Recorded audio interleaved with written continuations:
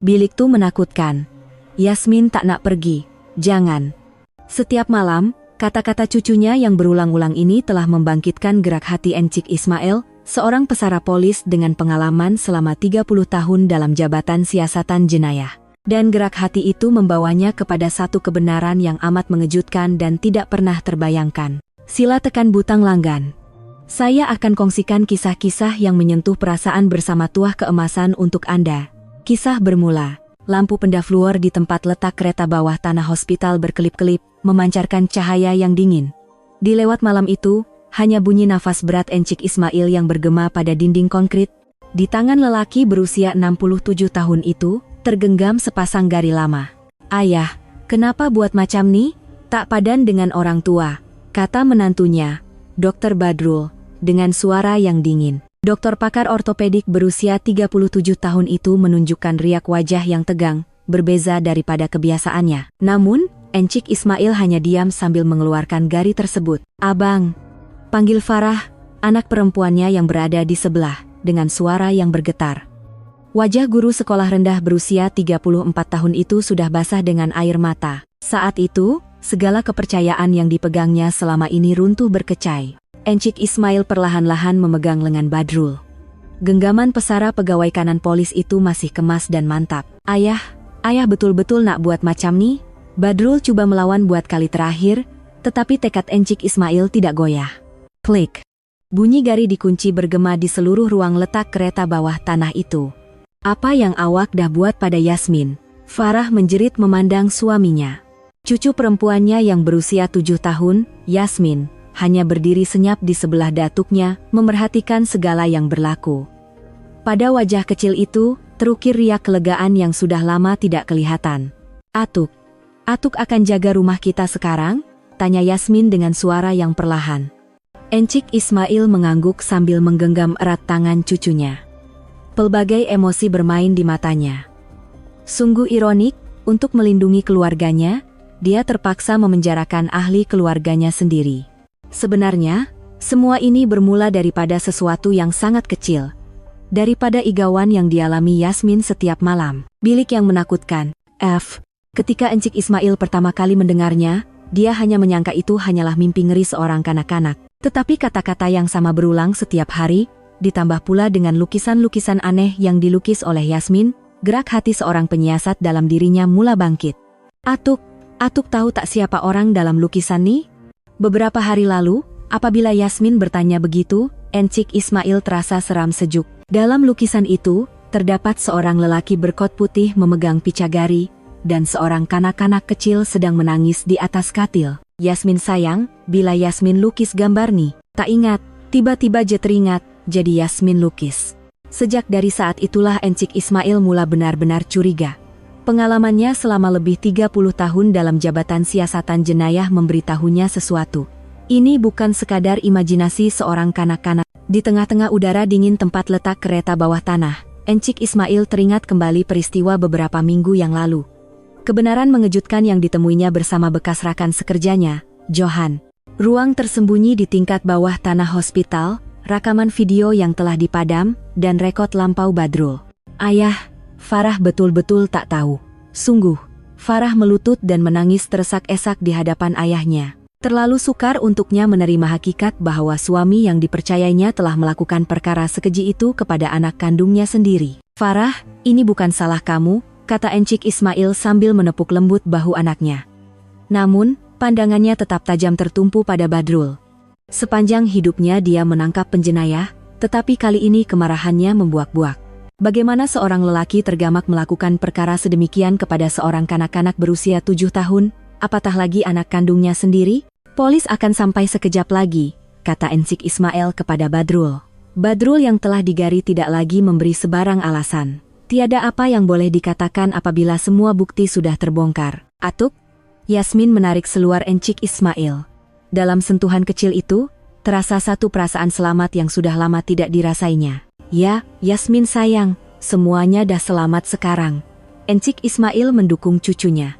Di dalam pelukan datuknya, Yasmin buat pertama kalinya menunjukkan riak wajah yang tenang. Rahasia menakutkan yang dipendamnya seorang diri selama berbulan-bulan akhirnya sampai ke pengetahuan orang dewasa. Bunyi siren mula kedengaran dari jauh. Kini, segalanya benar-benar akan berakhir. Sambil mendukung Yasmin keluar dari tempat letak kereta bawah tanah, Encik Ismail berpikir, kanak-kanak ini tidak akan lagi merasa takut. Dia akan melindunginya hingga ke akhir hayat. 2 bulan sebelum kejadian itu, pada satu petang Ahad yang cerah di musim luruh, Encik Ismail sedang berjalan-jalan bersama cucunya, Yasmin, di taman rekreasi berhampiran. Atuk, tengok burung merpati tuh. Yasmin ketawa riang sambil menunjuk ke arah sekumpulan burung merpati. Tawa suci seorang kanak-kanak berusia 7 tahun. Encik Ismail tersenyum gembira sambil menggenggam erat tangan cucunya. Ya Yasmin, banyaknya burung merpati. Atuk, kenapa Atuk tinggal sorang-sorang, tak boleh ketinggal dengan kami? Soalan polos Yasmin itu membuatkan Encik Ismail terdiam seketika. Sejak anak perempuannya Farah berkahwin, dia tinggal seorang diri. Hatinya sering tersentuh setiap kali cucunya bertanya soalan seperti ini.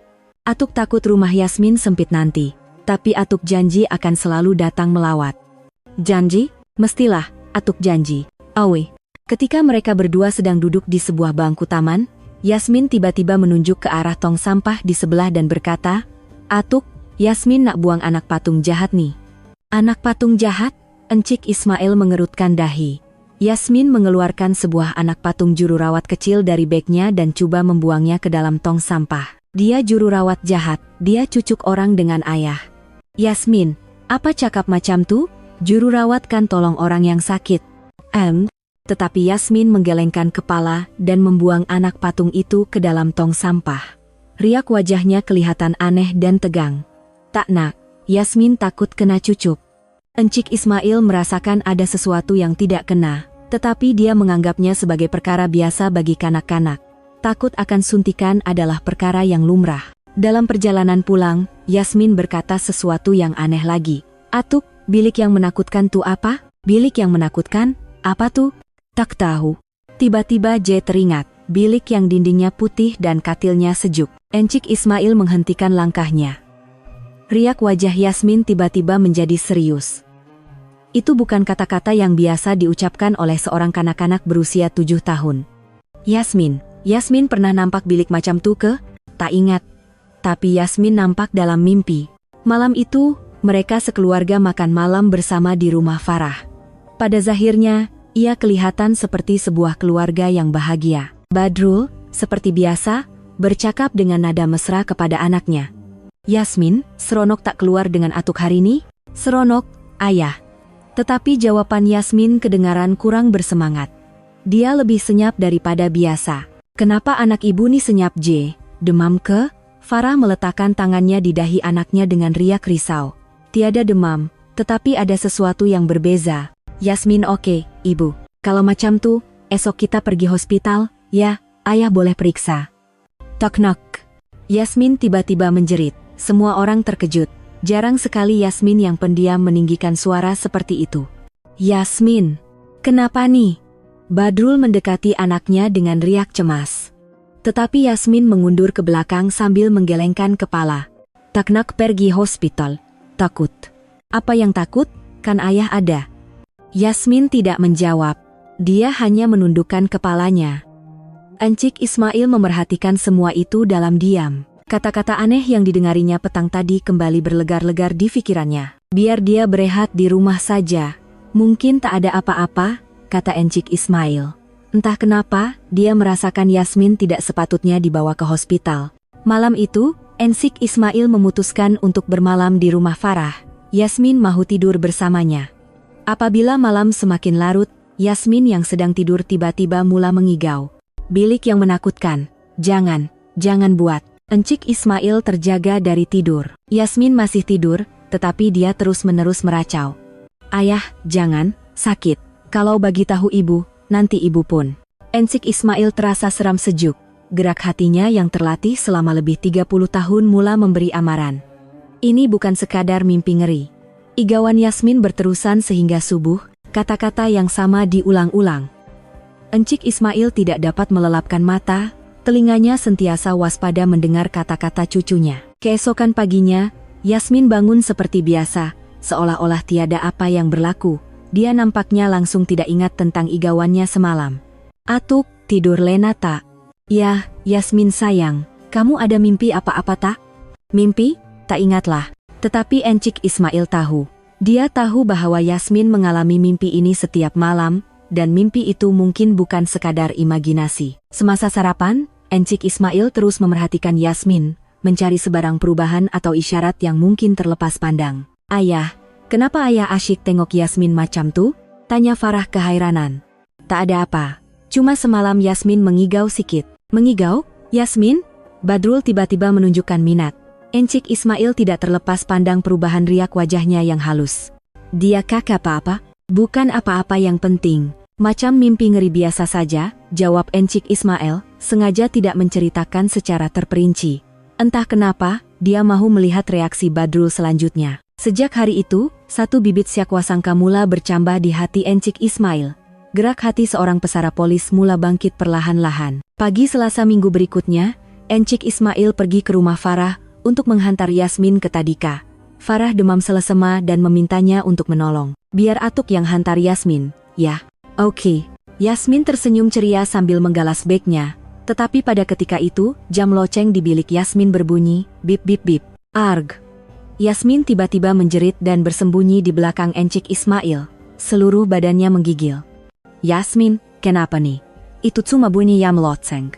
Tetapi Yasmin terus menggigil, seolah-olah melihat sesuatu yang menakutkan. Takut. Bunyi itu menakutkan. Setelah Encik Ismail mematikan jam loceng itu, barulah Yasmin bertenang. Namun, wajahnya masih pucat. Yasmin, kenapa takut dengan bunyi jam loceng? Tak tahu. Rasa macam ada benda buruk akan jadi. Riak wajah Encik Ismail menjadi serius. Pelik. Reaksi yang begitu melampau terhadap bunyi jam loceng yang biasa. Dalam perjalanan ke Tadika, Yasmin sentiasa menoleh ke sekeliling. Terutamanya apabila melalui hadapan sebuah hospital, dia akan menundukkan kepala dan coba berjalan dengan cepat. Yasmin, kenapa takut sangat dengan hospital? Tak nak, orang pakai baju putih menakutkan. Oh, baju putih? Maksud Yasmin dokter atau juru rawat? Yasmin tidak menjawab. Dia hanya menggenggam tangan Encik Ismail dengan lebih erat. Dalam perjalanan pulang dari Tadika, Encik Ismail sempat berbual seketika dengan guru kelas Yasmin. Cikku, makam mana keadaan Yasmin sekarang? Dia jadi lebih pendiam berbanding dulu. Dan setiap kali kami main-main peranan hospital, dia mesti tak nak ikut serta. Main peranan hospital? Ya. Murid-murid akan berlakon jadi dokter atau juru rawat, tapi Yasmin mesti akan coba elak. Terutamanya bila ada yang berlakon nak bagi suntikan, dia akan terus keluar dari kelas. Dahi Encik Ismail berkerut. Sesuatu yang semakin aneh sedang berlaku. Ada tak tingkah laku lain yang pelik? Bila melukis, dia selalu guna warna merah saja, dan dia selalu lukis gambar bilik, tapi pintu bilik tuh sentiasa berkunci. Setibanya di rumah, Encik Ismail mengajak Yasmin melukis bersama. Yasmin, jom lukis dengan Atuk. Oke. Yasmin mengeluarkan krayon dan mula melukis sesuatu di atas kertas. Encik Ismail memerhatikan dari sebelah. Pada mulanya, ia kelihatan seperti lukisan rumah biasa. Tetapi apabila diteliti, ada sesuatu yang pelik. Tiada tingkap, dan pada pintu pula dilukis sebuah mangga yang besar. Yasmin, ini apa? Bilik yang menakutkan. Bilik yang menakutkan? Bilik apa tuh? Yasmin mengambil krayon merah dan mula melukis sesuatu di dalam bilik itu. Sesuatu yang kelihatan seperti katil, dengan orang kecil terbaring di atasnya. Di sebelahnya pula, berdiri seorang yang memakai baju putih. Orang ini siapa? Orang jahat.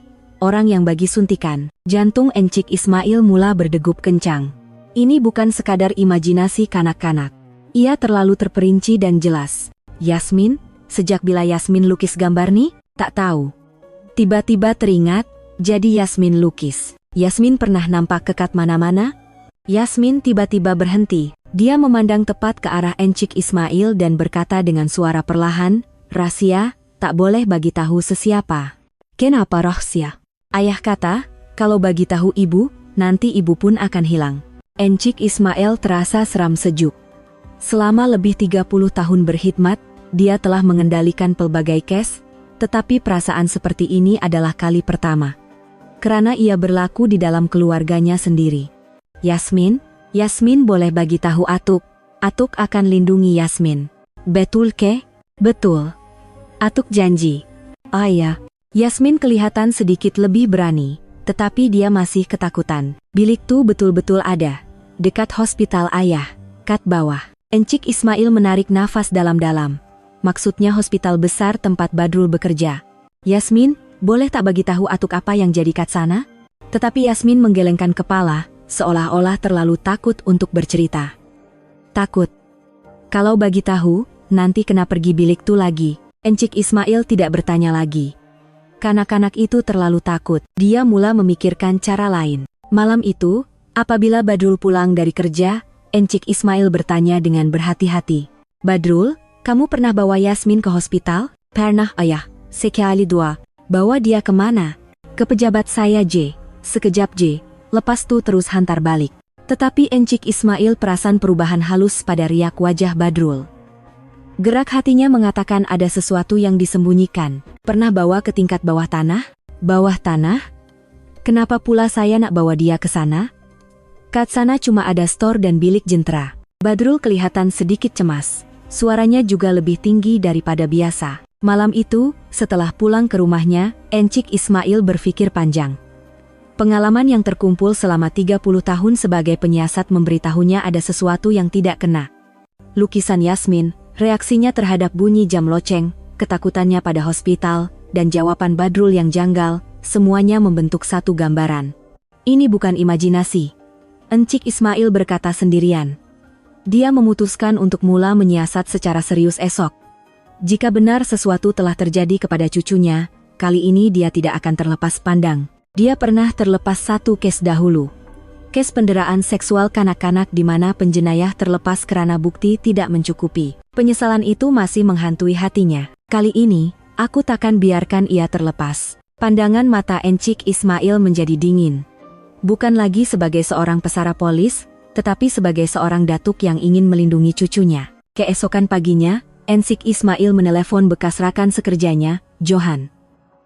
Johan, 40 tahun, telah berhenti menjadi polis dan kini mengendalikan sebuah agensi penyiasatan persendirian. Tuan, lama tak dengar kabar. Ada apa? Johan, ada hal mustahak sikit.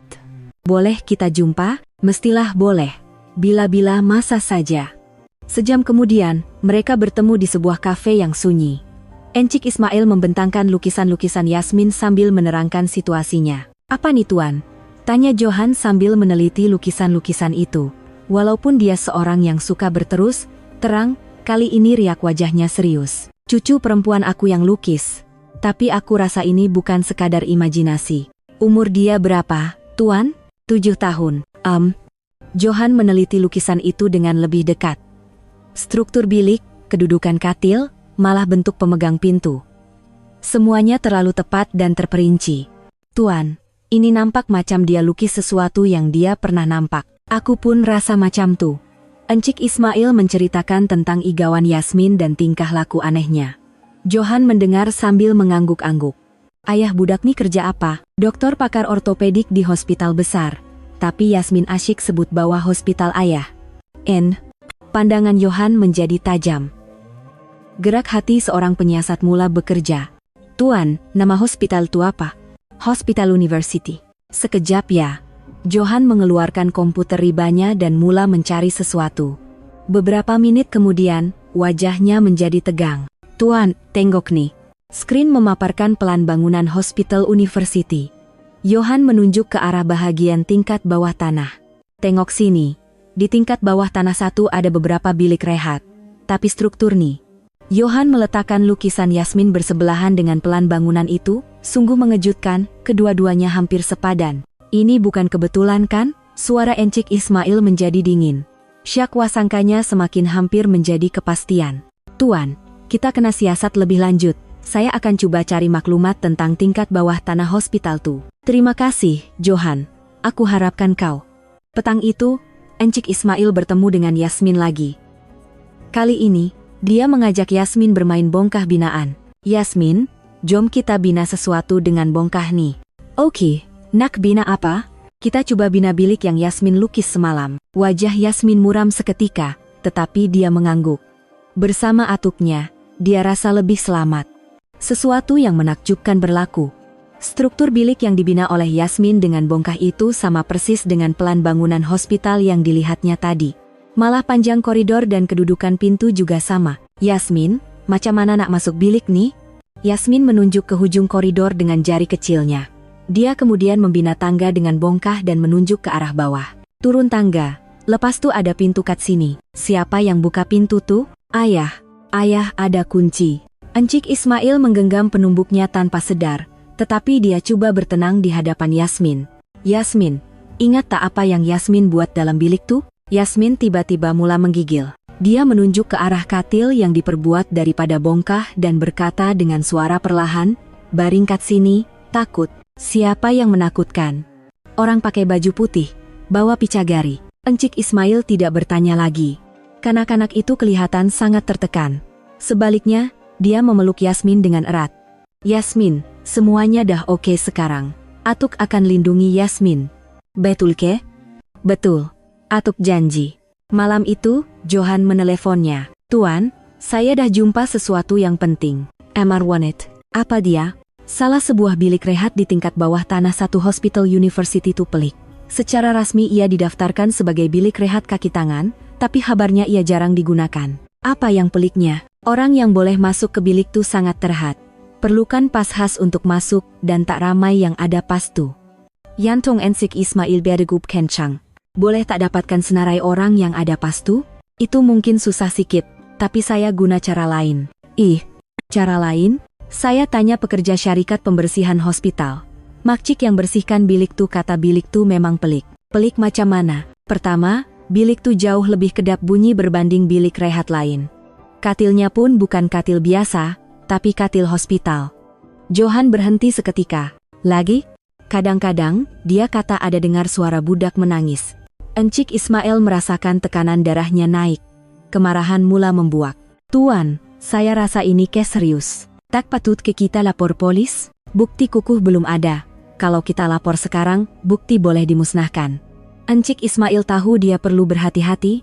Itulah yang dipelajarinya selama 30 tahun sebagai penyiasat. Bertindak terburu-buru hanya akan memberi peluang kepada penjenayah untuk melarikan diri. "Kita kumpul bukti yang lebih kukuh dulu, dan jangan biarkan Yasmin sendirian." "Baik tuan. Saya akan siasat lagi dan hubungi tuan." Selepas meletakkan telepon, Encik Ismail termenung lama. Jika benar Badrul tergamak melakukan perkara sedemikian kepada anak kandungnya, dia tidak akan memaafkannya. Tetapi pada masa yang sama, dia teringatkan Farah. Betapa terkejutnya anaknya nanti apabila dia mengetahui suami yang dipercayainya melakukan perkara sekeji itu kepada anaknya sendiri. "Kali ini, aku takkan biarkan ia terlepas."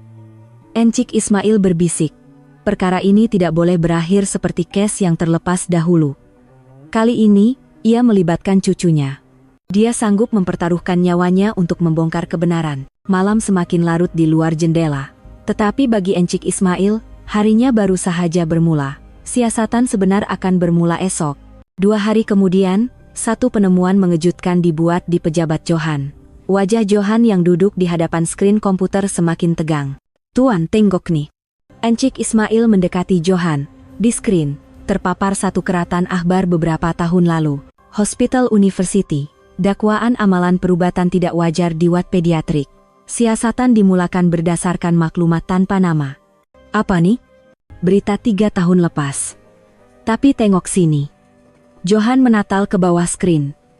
Di penghujung artikel, terdapat satu ayat yang ditulis dengan huruf kecil. Berhubung dakwaan tersebut, pihak hospital telah menjalankan siasatan terhadap Dr. Badrul bin Qasim dari jabatan ortopedik, namun kes ditutup karena kekurangan bukti. Encik Ismail terasa seram sejuk. Itu nama menantunya sendiri. Boleh tak cari maklumat lebih lanjut tentang berita ini? Sudah. Ada yang lebih serius. Johan membuka satu file lain. Ia kelihatan seperti dokumen dalaman polis. "Macam mana kau dapat nih?" "Masih ada kawan-kawan kat balai. Dapat secara tak rasmi." Dokumen itu memperincikan kandungan laporan pada ketika itu. Semakin dibaca, semakin membuak kemarahan Encik Ismail. Rawatan tidak perlu terhadap pesakit pediatrik. Aktiviti mencurigakan di bilik rehat bawah tanah. Aduan kanak-kanak mengenai simptom aneh. Kenapa dia dilepaskan? Mangsa-mangsa semuanya terlalu kecil. Mereka tak dapat beri keterangan dengan jelas, dan bukti fisikal pun tak mencukupi. Johan menunjukkan satu dokumen lain. Yang lebih mengejutkan, ini senarai pemberi maklumat masa itu. Apabila Encik Ismail melihat senarai itu, dia terasa sesak nafas. Antaranya terdapat nama-nama juru rawat dan kaki tangan pembersihan hospital. Mana mereka sekarang? Itulah masalahnya. 2 juru rawat yang buat laporan dah berhenti kerja, dan makcik pembersih tuh dah pindah ke tempat lain. Semuanya berlaku sejurus selepas siasatan selesai. Tangan Encik Ismail menggeletar. Ini bukan satu kebetulan. Boleh tak hubungi mereka? Saya dah hubungi seorang. Tapi dia enggan berjumpa. Dia nampak sangat takut. Pada ketika itu, telepon bimbit Encik Ismail berbunyi. Farah. Ayah kat mana? Kenapa? Yasmin. Yasmin pelik. Tiba-tiba demam dan asyik menangis. Encik Ismail dan Johan berpandangan. Firasat buruk mula terasa. Kamu kat mana sekarang? Kat rumah. Abang Badrul ajak bawa ke hospital, tapi Yasmin tak nak, dia menangis. Jangan bawa dia ke hospital. Ayah datang sekarang. Encik Ismail mematikan panggilan dan bergegas bersiap. Johan turut mengikut. Tuan, pelik kan, kenapa budak tuh tiba-tiba sakit sekarang? Aku pun pikir macam tuh. Setibanya di rumah Farah, Yasmin terus menangis dalam pelukan Encik Ismail. Atuk, takut. Oh, kenapa takut, sayang? Ayah ajak pergi ambik ubat cucuk. Encik Ismail memandang Badrul. Badrul tersenyum janggal dan berkata, Ayah, Yasmin macam demam sikit. Elok kalau periksa di hospital. Tak perlu, boleh pantau di rumah. Tapi ayah, mungkin perlukan pemeriksaan profesional. Aku kata tak perlu. Suara Encik Ismail menjadi dingin. Riak wajah Badrul juga berubah. Abang, Yasmin dah tak nak, kenapa nak paksa pergi hospital? Farah turut berkata kepada suaminya dengan berhati-hati. Farah, awak tak faham, dari segi perubatan. Tak, pendapat Yasmin yang paling penting. Ketika itu, Yasmin berbisik perlahan di telinga Encik Ismail. Atuk, ayah ada sebut pasal bilik yang menakutkan. Tekanan darah Encik Ismail melonjak naik, tetapi dia coba bertenang. Badrul, jom kita cakap kat luar sekejap. Baiklah, ada hal orang lelaki nak bincang. Bro. Encik Ismail dan Badrul keluar dari rumah. Johan tinggal di dalam untuk menjaga Farah dan Yasmin. Badrul, cakap jujur. Kau pernah bawa Yasmin ke tingkat bawah tanah hospital kan? Wajah Badrul menjadi pucat. Ayah, apa yang ayah cakapkan nih? Pasal kes 3 tahun lepas kat hospital. Kau tahu, kan? Ayah, itu semua salah faham. Saya dah disiasat dan dilepaskan. Dilepaskan tak bermakna tak bersalah. Pandangan mata Encik Ismail menjadi tajam. Pengalamannya berhadapan dengan ramai penjenayah memberitahunya Badrul sedang berbohong. Lukisan Yasmin, igawannya setiap malam. Kau rasa semua tuh kebetulan? Ayah, saya betul-betul. Cukup, jangan bohong lagi. Badrul kelihatan cemas dan memandang sekeliling, seolah-olah mencari jalan untuk melarikan diri. Ayah, saya betul-betul tak bersalah. Saya sayangkan Yasmin. Dia anak saya. Sayang? Itu ke yang kau panggil sayang? Suara Encik Ismail bergetar menahan marah. Di dalam rumah, Farah sedang berbual dengan Johan. Encik Johan, kenapa ayah saya pelik kebelakangan nih? Dia macam asik siak pada Badrul. Puan Farah, Puan ada perasaan tak apa-apa perubahan pada Yasmin? Perubahan? Maksud Encik? Contohnya, takut pada hospital, atau reaksi pelik dalam situasi tertentu. Farah berpikir sejenak, kemudian mengangguk. Sekarang baru saya teringat, Yasmin dah tak suka main peranan hospital. Dulu dia suka. Sehak bila? Rasanya beberapa bulan lepas. Dan kadang-kadang dia lukis gambar pelik. Guna warna merah J. Riak wajah Johan menjadi serius. Puan, boleh tak tunjukkan lukisan-lukisan tuh? Farah mengambil lukisan-lukisan itu dari bilik Yasmin. Sebaik sahaja Johan melihatnya, wajahnya menjadi tegang. Puan, saya rasa ini masalah serius. Apa yang serius? Lukisan-lukisan ini mungkin bukan sekadar imajinasi. Wajah Farah menjadi pucat. Dia mula merasakan sesuatu yang sangat buruk sedang berlaku. Apa yang dah jadi pada Yasmin? Sebelum Johan sempat menjawab, Encik Ismail dan Badrul masuk ke dalam rumah. Wajah kedua-duanya tegang. Farah, jangan biarkan Yasmin sendirian, kata Encik Ismail kepada anaknya. Ayah, tolonglah bagi tahu apa sebenarnya yang berlaku. Tetapi Encik Ismail tidak menjawab. Sebaliknya, dia mendukung Yasmin dan berkata, Yasmin, semuanya dah oke. Atuk akan lindungi. Yasmin mengangguk dan memeluk erat datuknya. Pada saat itu, Farah tahu, sesuatu yang sangat serius benar-benar sedang berlaku. Lewat malam itu, Johan sedang mengekori Badrul berhampiran hospital atas permintaan Encik Ismail untuk memantau pergerakannya. Sekitar jam 11 malam, dia melihat Badrul memasuki hospital, walaupun waktu bekerja sudah lama tamat. "Tuan, Badrul dah masuk hospital sekarang," lapor Johan melalui telepon. "Mencurigakan waktu-waktu macam nih. Saya akan terus perhatikan." Johan terus memerhatikan pergerakan Badrul dari belakang hospital. Kira-kira sejam kemudian, dia melihat Badrul keluar dari tingkat bawah tanah. Keesokan paginya, Johan mendapat maklumat mengejutkan daripada sumber dalaman hospital. "Tuan, ada berita buruk." "Apa dia?" "Semalam, sejumlah besar file video telah dipadam dari pelayan keselamatan hospital. Yantung Encik Ismail Badigup Kencang." "File video?" "Ya. Terutamanya rakaman CCTV dari tingkat bawah tanah. Hampir semuanya dipadam. Tapi nasib baik." "Nasib baik apa?" "Ada pelayan sandaran, backup server, yang berasingan, jadi sebahagiannya mungkin boleh dipulihkan. Saya dah minta tolong pakar komputer yang saya kenal." "Bagus, Johan. Cepat sikit." Petang itu, Encik Ismail pergi ke rumah Farah untuk menjaga Yasmin. Tetapi setibanya di sana, Badrul sudah ada di rumah. "Ayah dah sampai," kata Badrul dengan suara yang dingin, berbeza dari kebiasaannya. Suasananya terasa janggal. "Awal kamu balik hari ini, Badrul?" Ya, kerja habis awal." Tetapi riak wajah Badrul berbeza, dia kelihatan tegang. "Ayah, kita perlu bercakap." "Cakap apa?" "Saya rasa ayah macam siak pada saya sejak kebelakangan nih." Encik Ismail memandang Badrul. Dia rasa sudah tiada gunanya berselindung lagi. Kalau dah buat benda yang patut disiaki, memang patutlah disiaki. "Ayah, jaga sikit cakap tuh." Suara Badrul menjadi rendah. Sifat mesranya hilang entah kemana. Farah keluar dari dapur dan memandang kedua-dua mereka. "Kenapa nih? Kenapa tegang semacam?" "Farah, kamu pergi tengokkan Yasmin," kata Encik Ismail. Tetapi Farah juga dapat merasakan sesuatu yang tidak kena. "Abang, kenapa abang sensitif sangat sekarang?" "Bukan sensitif, tapi ayah awak asyik layan saya macam penjenayah." "Layan macam penjenayah?" Farah memandang ayahnya dengan terkejut. "Farah, ada perkara yang kamu tak tahu." "Ayah, tolonglah bagi tahu apa sebenarnya yang berlaku." Ketika itu, Yasmin keluar dari biliknya. Sebaik sahaja melihat Badrul, dia terus bersembunyi di belakang Encik Ismail.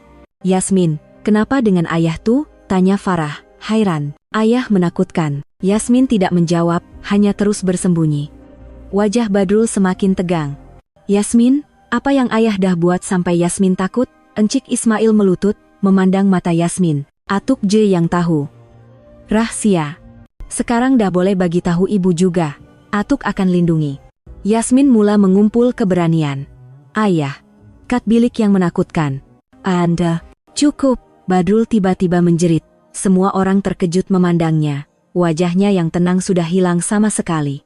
"Yasmin, jangan cakap macam tuh, Badrul." Farah berkata dengan terkejut. Ini kali pertama dia melihat sisi Badrul yang ini. Ayah nak teruskan macam ni ke?" Badrul memandang tepat ke arah Encik Ismail, seolah-olah tidak lagi mahu berselindung. "Teruskan apa?" "Syak pada saya," hasut Yasmin, "hancurkan keluarga kita." "Yang hancurkan keluarga ni kamu." Suara Encik Ismail menjadi dingin.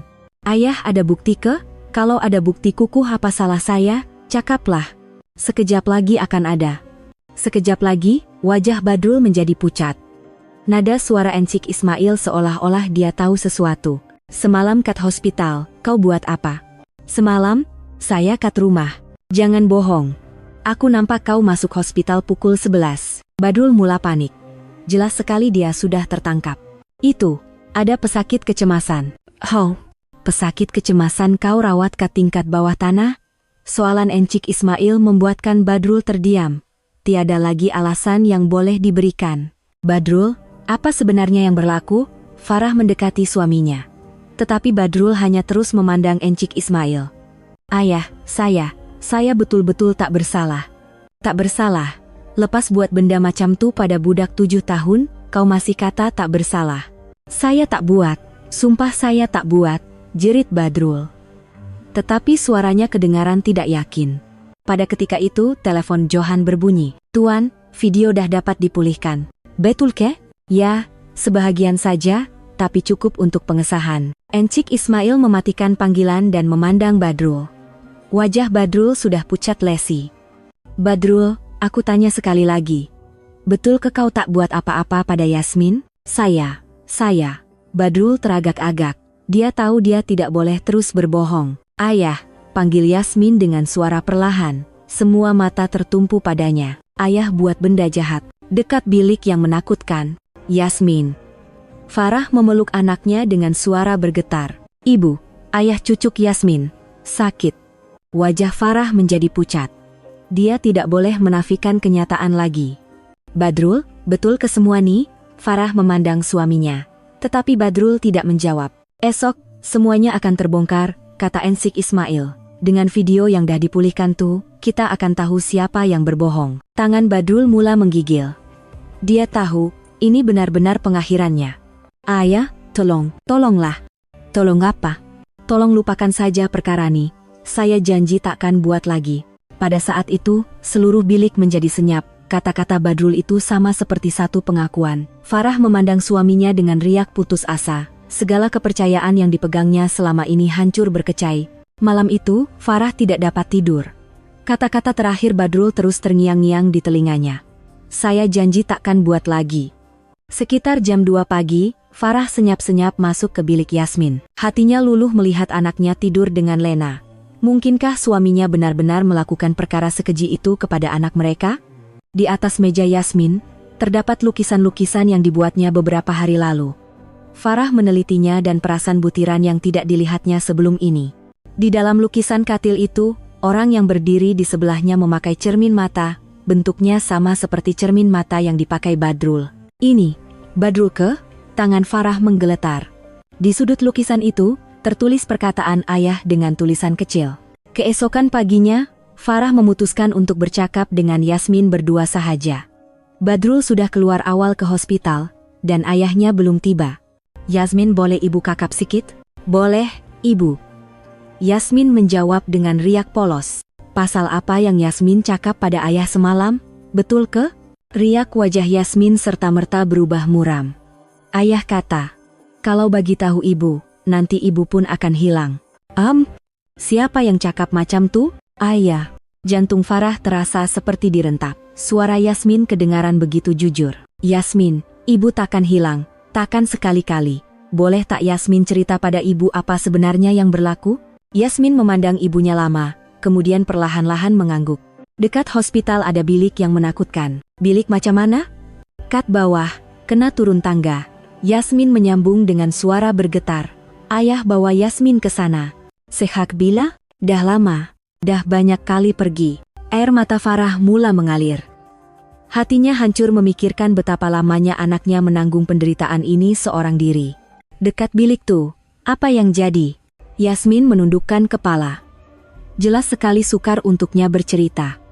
Benda menakutkan. Sakit. Sakit kat mana? Yasmin menunjuk ke badannya dan berkata dengan suara perlahan. Farah tidak sanggup mendengar lagi. Dia memeluk anaknya dengan erat dan mula menangis. Maafkan ibu Yasmin, ibu tak tahu. Maafkan ibu. End of chapter. Bukan salah ibu, ayah kata rahasia. Ketika itu, Yasmin menceritakan sesuatu yang lain. Ada kakak juru rawat juga. Kakak yang pakai baju putih. Juru rawat? Ya, kakak tu pun takut. Pikiran Farah menjadi buntu. Ini bermakna Badrul tidak melakukannya seorang diri. Macam mana rupa kakak juru rawat tuh? Tak tahu, dia pakai topeng. Pada ketika itu, kedengaran bunyi pintu depan dibuka. Badrul telah kembali, lebih awal daripada biasa. Farah, ada kat rumah rupanya. Badrul masuk ke ruang tamu. Tetapi melihat suasana antara Farah dan Yasmin, dia dapat merasakan sesuatu yang tidak kena. Awak buat apa dengan Yasmin? Cuma berbual. Suara Farah menjadi dingin. Badrul perasan akan hal itu. Bual apa? Tentang apa yang awak dah buat pada Yasmin? Wajah Badrul menjadi tegang. Farah, jangan cakap macam tu depan Yasmin. Yasmin, masuk bilik dulu. Yasmin berlari masuk ke biliknya dengan ketakutan. Farah, awak betul-betul syak pada saya. Bukan syak, tapi yakin. Yakin apa? Yasmin dah cerita semuanya. Tentang bilik di bawah tanah hospital tuh, dan apa yang awak buat pada anak kita. Badrul kelihatan cemas. Dia tahu dia tidak boleh berselindung lagi. Farah, itu semua salah faham. Salah faham? Awak pikir budak 7 tahun boleh berbohong dengan begitu terperinci? Suara Farah bergetar, bercampur aduk antara marah dan putus asa. Awak, orang yang saya percaya, buat macam tuh pada anak kita. Farah tidak dapat meneruskan kata-katanya dan mula menangis. Farah, bertenang, biar saya jelaskan. Jelaskan? Nak jelaskan apa? Macam mana awak tergamak? Itu rawatan. Rawatan? Farah memandang Badrul dengan riak tidak percaya. Yasmin kan budak yang istimewa sikit. Dia perlukan pengurusan yang lebih profesional. Jangan bohong, rawatan? Itu ke yang awak panggil rawatan? Jerit Farah. Kedengaran suara ketakutan dari bilik Yasmin. Pada ketika itu, loceng pintu berbunyi. Encik Ismail telah tiba. Ayah. Farah membuka pintu dan terus menangis dalam pelukan ayahnya. Farah, kenapa nih? Ayah, Yasmin dah cerita semuanya. Wajah Encik Ismail menjadi tegang. Dia memandang Badrul yang berada di ruang tamu. Badrul, ini pengakhirannya. Ayah, biar saya jelaskan. Jelaskan. Tak ada apa lagi yang perlu didengar. Encik Ismail menenangkan Farah. Farah, Yasmin kat mana?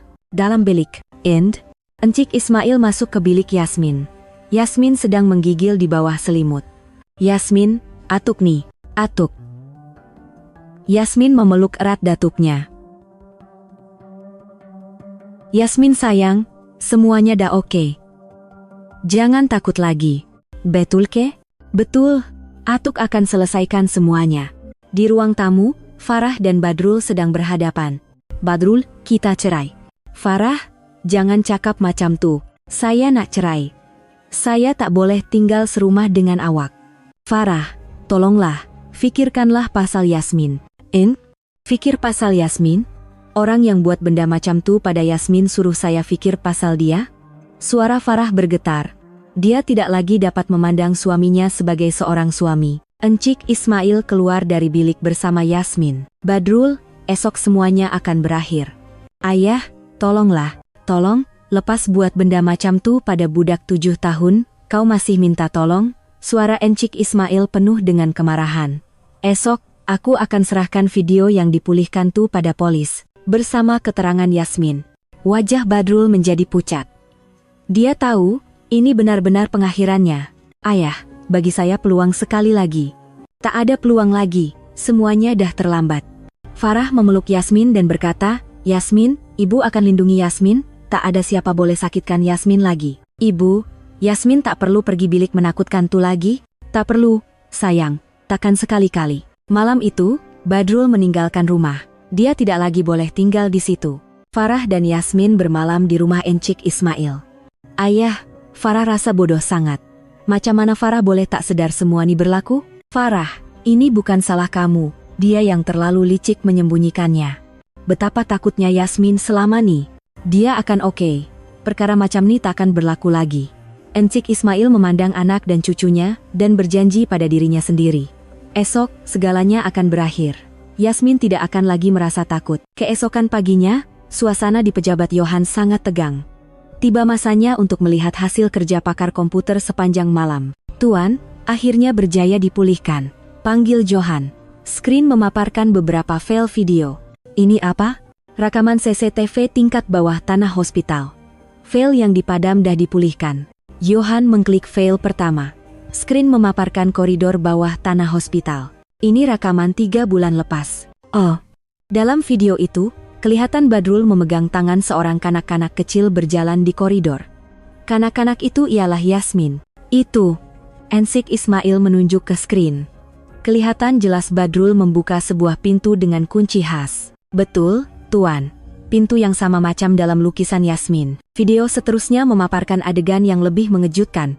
Badrul mendukung Yasmin yang sedang menangis masuk ke dalam bilik itu. Video ini 2 bulan lepas, kata Johan dengan suara bergetar. Dia berasa kasihan melihat keadaan kanak-kanak dalam screen itu. Ada lagi? Ada. Tapi yang ini agak teruk. Johan membuka satu file lain. Kali ini, ia memaparkan keadaan di dalam bilik. Terdapat sebuah katil dan beberapa peralatan perubatan. Ini bukan bilik rawatan, kata Encik Ismail sambil menggenggam penumbuknya. Dia tidak sanggup lagi melihat perbuatan Badrul dalam rakaman itu. Tuan, video-video ini cukup untuk jadi bukti kukuh. Kalau makam tuh, yom kita ke balai polis terus. Oh? Pada ketika itu, telepon Encik Ismail berbunyi. Farah. Ayah, Yasmin lukis gambar pelik lagi. Gambar apa? Kali ini lebih terperinci. Ayah akan terkejut kalau tengok. Ayah datang sekarang. Encik Ismail dan Johan bergegas ke rumah Farah. Yasmin sedang duduk di meja melukis sesuatu dengan krayon. Yasmin, lukis apa tuh?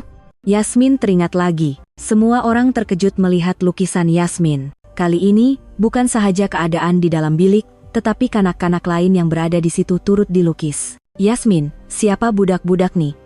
Tak tahu, tapi mereka takat sana yuka. Ada berapa orang? 2 orang.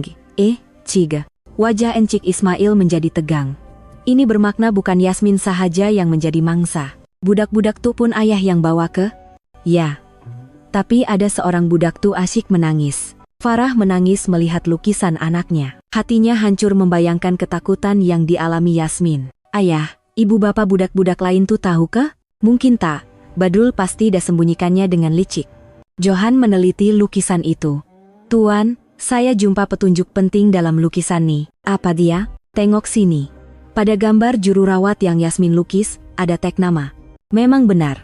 Tertulis perkataan Misha dengan huruf yang sangat kecil. Yasmin, ingat nama nih. Itu nama kakak juru rawat. Kakak tuh pun takut. Takut? Ya. Ayah marah dia. Encik Ismail dan Johan berpandangan. Terlintas di pikiran mereka bahwa juru rawat itu mungkin bukan Subahat, tetapi mangsa lain. Johan, boleh tak cari juru rawat nih? Saya akan coba. Saya akan semak senarai juru rawat yang dah berhenti kerja dari hospital. Ketika itu, Yasmin berkata sesuatu yang lain. Atuk, ayah ada ambil gambar juga. Gambar? Ya, dengan telepon. Encik Ismail terasa seram sejuk. Ini bermakna ada bukti bergambar. Yasmin ingat tak bila dia ambil? Selalu. Setiap kali dia buat benda jahat. Farah tidak sanggup mendengar lagi. Dia berasa seram sejuk apabila menyadari betapa terancangnya jenayah yang dilakukan oleh suaminya. Pada ketika itu, loceng pintu berbunyi. Seorang tetamu yang tidak dijangka. Apabila pintu dibuka, seorang wanita muda berdiri di situ, memakai pakaian seragam juru rawat. Maaf, adakah ini rumah Encik Ismail? Ya, saya Ismail. Cikni siapa? Nama saya Misha. Saya bekas juru rawat di hospital. Johan terkejut. Itulah juru rawat yang dilukis oleh Yasmin. Masuklah, kita bincang di dalam. Misha masuk dan duduk, lalu berkata dengan suara bergetar, saya datang sebab saya dah tak tahan lagi. Tolong ceritakan apa yang berlaku. Saya nampak apa yang Dokter Badrul buat pada kanak-kanak. Jantung Encik Ismail berdegup kencang. Tolong jelaskan secara terperinci. Pada mulanya, dia kata itu rawatan. Untuk kanak-kanak yang perlukan rawatan khas. Tapi, Misha tidak dapat meneruskan kata-katanya dan mula menangis. Saya pun mangsa. Dia ugut akan buang saya kerja kalau saya melawan. Ada bukti? Ada. Saya ada rakaman suara yang saya rakam secara senyap. Misha mengeluarkan telepon bimbitnya. Saya nak serahkan pada polis, tapi saya takut. Johan memeriksa file-file rakaman itu. Suara Badrul kedengaran dengan jelas. Ini bukti yang sempurna. Encik Ismail memanggil Yasmin. Yasmin, ingat tak kakak nih? Yasmin memandang Misha, kemudian mengangguk. Kakak juru rawat. Tapi kakak pun menangis. Misha memandang Yasmin dengan riak bersalah. Maafkan kakak, Dik. Kakak tak dapat lindungi kamu. Tak apa, sekarang Atuk dah lindungi Yasmin. Encik Ismail mengumpulkan semua bukti dan berkata, sekarang aku dah yakin. Tuan, dah tiba masanya untuk tamatkan semua nih. Rakaman video, lukisan dan keterangan Yasmin, rakaman suara Misha. Semua kepingan teka-teki kini telah lengkap. Esok, aku akan jumpa Badrul sendiri. Tak bahaya ke, Tuan? Tak apa, semua persiapan dah dibuat. Pandangan mata Encik Ismail menjadi dingin. Tiba masanya untuk menggunakan semua pengalaman yang dikumpulnya sebagai penyiasat. Demi Yasmin, kali ini mesti berjaya. Farah memegang tangan ayahnya. Ayah, hati-hati. Jangan risau. Atuk akan selesaikan semuanya. Encik Ismail berbisik kepada Yasmin. Yasmin sayang, sabar sikit lagi ya. Semuanya akan berakhir. Malam itu, Encik Ismail tidak dapat tidur. Esok, segalanya akan diputuskan. Demi cucunya, dia tidak boleh gagal. Petang keesokannya, Encik Ismail menghantar mesej kepada Badrul. Jumpa di hospital. Aku tunggu di tempat letak kereta bawah tanah. Pukul 10 malam, tempat letak kereta bawah tanah hospital sunyi sepi. Lampu pendafluor berkelip-kelip memancarkan cahaya yang dingin. Encik Ismail menunggu Badrul di sebalik sebatang tiang. Tidak lama kemudian, Badrul muncul. Wajahnya kelihatan lebih lesu daripada biasa. Ayah, kenapa nak jumpa ke tempat macam ni? Sebab aku nak cakap dengan tenang. Encik Ismail perlahan-lahan mendekati Badrul. Di tangannya ada sebuah perakam suara kecil. Badrul, aku tanya sekali lagi, betul ke kau tak buat apa-apa pada Yasmin? Ayah, pasal tu lagi ke? Saya betul-betul. Jangan bohong. Suara Encik Ismail menjadi dingin. Semua bukti dah ada. Bukti? Wajah Badrul menjadi pucat. Rakaman CCTV. Rakaman kau bawa Yasmin masuk ke bilik tu, semuanya ada. Itu rawatan. Rawatan?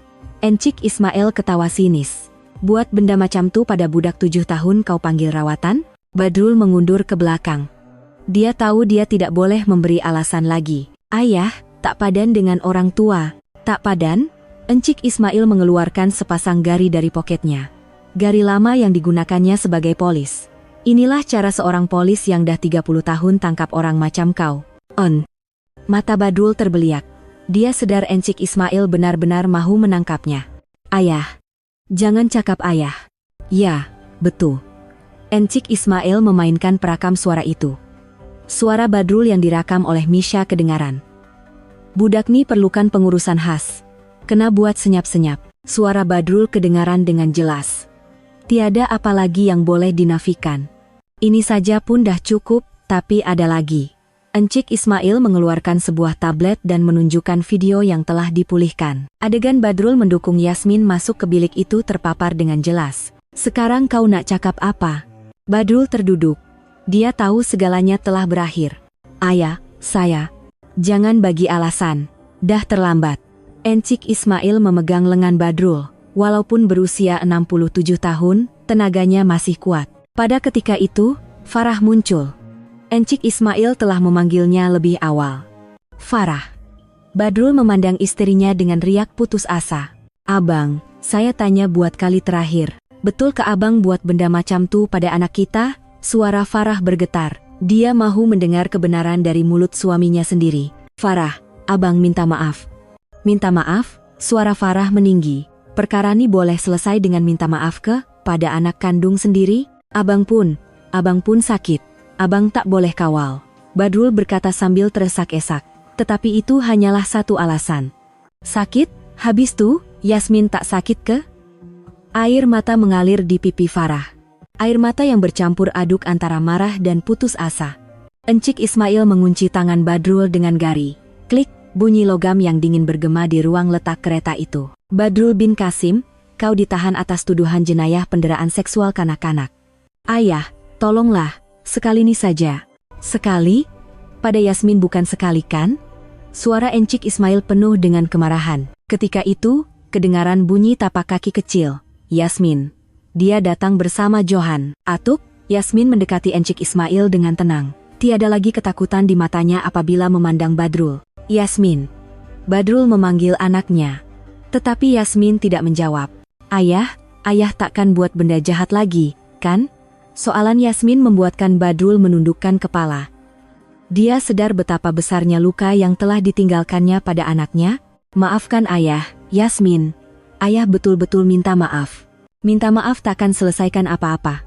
Encik Ismail berkata dengan tegas. Bunyi siren kedengaran dari jauh.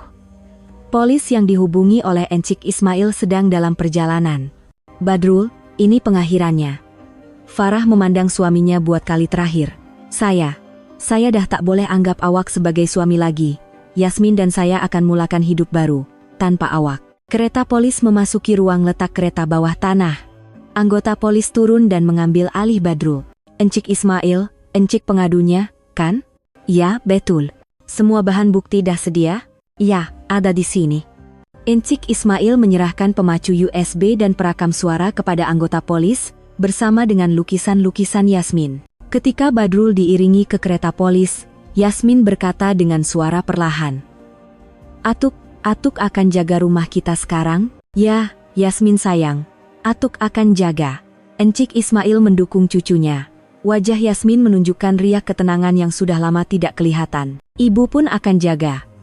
Yasmin berkata sambil memandang Farah yang sedang menangis. Ya, sayang. Ibu pun akan jaga. Farah memeluk anaknya dengan erat. Dia merasakan mimpi ngeri itu benar-benar telah berakhir. Setelah kereta polis berlalu, ruang letak kereta kembali sunyi. Lampu pendafluor masih berkelip-kelip, tetapi cahayanya tidak lagi menakutkan. Johan, terima kasih. Tuan, saya cuma buat apa yang patut. Akhirnya semua dah selesai. Encik Ismail menarik nafas lega, kesakitan dari kes yang terlepas 30 tahun lalu akhirnya terasa sembuh. Farah, untuk sementara waktu, tinggallah di rumah ayah. Imai, baiklah, ayah. 3 beranak itu berjalan keluar dari ruang letak kereta. Yasmin berjalan di tengah-tengah, memegang erat tangan datuk dan ibunya. Atuk, kita dah selamat sekarang? Ya sayang, dah betul-betul selamat. Yasmin tersenyum lebar. Senyuman sebenar yang dilihatnya selepas berbulan-bulan. Malam itu, berita mengenai penangkapan seorang dokter Hospital University atas penderaan seksual kanak-kanak disiarkan. Tetapi keluarga Encik Ismail tidak menonton berita itu, sebaliknya, mereka makan malam bersama sambil berbual tentang permulaan yang baru. Yasmin, mulai esok, hari yang baru akan bermula. Baik, Atuk. Yasmin takkan mimpi menakutkan lagi. Encik Ismail mengusap kepala cucunya. Perasaan lega menyelubungi dirinya. Segalanya benar-benar telah berakhir. Sebulan selepas penahanan Badrul, pada satu petang Ahad yang cerah di musim luruh, Encik Ismail duduk di bangku taman bersama Yasmin. Cahaya matahari yang hangat menyinari mereka berdua. Atuk, tengok burung-burung merpati itu, macam lagi banyak dari dulu. Yasmin tersenyum lebar sambil menunjuk ke arah burung-burung itu. Wajahnya sangat berbeza berbanding beberapa bulan lalu. Ketakutan di matanya telah hilang, digantikan dengan keceriaan seorang kanak-kanak. Ya, Yasmin sayang. Mungkin burung-burung tu pun gembira tengok Yasmin gembira, sebab tu mereka datang lagi ramai. Betul ke? Betul. Encik Ismail menggusap kepala kukunya. Yasmin tidak lagi terkejut dengan bunyi jam loceng, dan tidak lagi takut apabila melalui hadapan hospital. Malamnya, dia tidur lena tanpa sebarang igawan. Atuk, bila ayah akan balik? Tanya Yasmin dengan polos. Sukar untuk menjelaskan situasi yang rumit kepada seorang kanak-kanak berusia 7 tahun. Yasmin, ayah akan lama lagi baru balik. Dia dah buat benda salah, jadi dia kena terima hukuman. Dia sakit tak? Mungkin sakit, tapi dengan cara tu baru dia boleh sedar kesilapannya. Yasmin mengangguk. Dengan hati yang suci, dia faham bahwa ayahnya telah melakukan kesalahan. Atuk, boleh tak Yasmin maafkan ayah? Soal maafkan tu, biar Yasmin yang putuskan bila dah besar nanti. Sekarang, Yasmin cuma perlu pikir untuk membesar dengan sihat. Ketika itu, Farah datang membawa es krim. Wajahnya jauh lebih ceria berbanding dahulu. Yasmin, ibu beli es krim strawberry. Wah, terima kasih, ibu. Yasmin mengambil es krim itu dengan gembira. Farah duduk di bangku dan memandang ayahnya. Ayah, tadi pihak hospital ada telepon. Kenapa? Sebab kes Badrul, siasatan menyeluruh terhadap hospital dah dimulakan. Mungkin ada mangsa-mangsa lain lagi. Encik Ismail mengangguk. Dia sudah menjangkakannya. Memang patut pun. Tak mungkin Yasmin seorang saja yang jadi mangsa. Juru rawat Misha pun berani bagi keterangan, banyak membantu katanya. Dia pun mangsa juga, mujurlah kebenaran dah terbongkar. Farah memandang anaknya dan berkata, Ayah, terima kasih banyak-banyak. Kalau bukan sebab ayah, entah sampai bila Yasmin akan terus menderita. Ayah cuma buat apa yang patut. Dia kan cucu ayah. Suara Encik Ismail kedengaran mesra. Farah, macam mana dengan proses penceraian? Minggu depan urusan dokumen terakhir akan selesai. Hak penjagaan Yasmin sudah tentu saya dapat. Baguslah. Ini permulaan baru, jangan terlalu tertekan. Yasmin yang sedang makan es krim mendengar perbualan mereka. Walaupun tidak faham sepenuhnya, dia tahu ibu dan atuknya akan melindunginya. Ibu, boleh tak kita terus tinggal di rumah atuk? Boleh, sayang. Kalau atuk tak kisah, kita tinggal bersama. Tak kisah, mestilah suka. Rumah atuk sunyi, Bila Yasmin dengan Farah ada, seronok sangat, kata Encik Ismail sambil tersenyum. Kehadiran keluarga benar-benar membuatkan hatinya tenteram. Ketika itu, Yasmin tiba-tiba bangun dari bangku, berlari dan memetik sekuntum bunga. Atuk, ini untuk Atuk. Wah, bunga dari Yasmin, terima kasih. Atuk nih Adiwira yang tangkap orang jahat. Ya ke, selama nih Atuk tengok dalam film ja, rupa-rupanya Adiwira sebenar tuh Atuk kita. Encik Ismail ketawa. Kata-kata polos cucunya menghangatkan hatinya. Kalau macam tuh, Yasmin nak jadi apa bila besar nanti? Yasmin pun nak jadi orang yang tangkap orang jahat, macam Atuk. Kalau makam tuh kena belajar rajin-rajin. Baik, tapi Atuk, kalau semua orang jahat dah tak ada, Atuk nak buat apa? Soalan Yasmin membuatkan Encik Ismail berpikir sejenak. Kalau macam tuh, Atuk akan terus datang taman tengok burung merpati dengan Yasmin. Oke. Yasmin pun nak tengok burung merpati dengan Atuk. Ketiga-tiga mereka ketawa bersama. Tawa ikhlas yang sudah lama tidak kedengaran. Apabila senja menjelang, tiba masanya untuk pulang. Yasmin berjalan sambil memegang kedua-dua tangan Encik Ismail dan Farah. Atuk, hari ini seronok sangat. Kalau macam tuh, minggu depan kita datang lagi. Baik, janji tahu. Setibanya di rumah, sambil menyediakan makan malam, Farah berkata, Ayah, Encik Johan ada hubungi tadi. Tarikh perbicaraan Badrul dah ditetapkan. Bila? Hujung bulan depan. Mungkin kita kena hadir sebagai saksi. Mestilah kena pergi. Kena bertanggung jawab sampai akhir. Suara Encik Ismail kedengaran yakin. Macam mana dengan Yasmin? Dia masih terlalu kecil. Pakar akan uruskannya dengan berhati-hati. Kita kena bantu dia. Semasa makan malam, Yasmin berkata, Atuk, Yasmin dah tak mimpi menakutkan lagi. Betul ke? Ya. Yasmin mimpi yang baik-baik je. Mimpi pergi jalan-jalan dengan Atuk dan ibu. Mata Encik Ismail bergenang. Dia sangat bersyukur melihat cucunya pulih seperti ini. Yasmin sayang, lepas ni pun Yasmin akan terus mimpi yang baik-baik saja. Baik. Atuk pun kena mimpi yang baik-baik juga tahu. Malam itu, Yasmin tidur dengan Lena. Tiada lagi igawan, tiada lagi ketakutan. Di bilik sebelah, Farah sedang merancang kehidupan barunya. Encik Ismail pula termenung sendirian di ruang tamu. Kali ini, dia tidak terlepas pandang. Dia telah berjaya melindungi keluarganya. Bulan bersinar terang di luar jendela. Malam itu sungguh damai.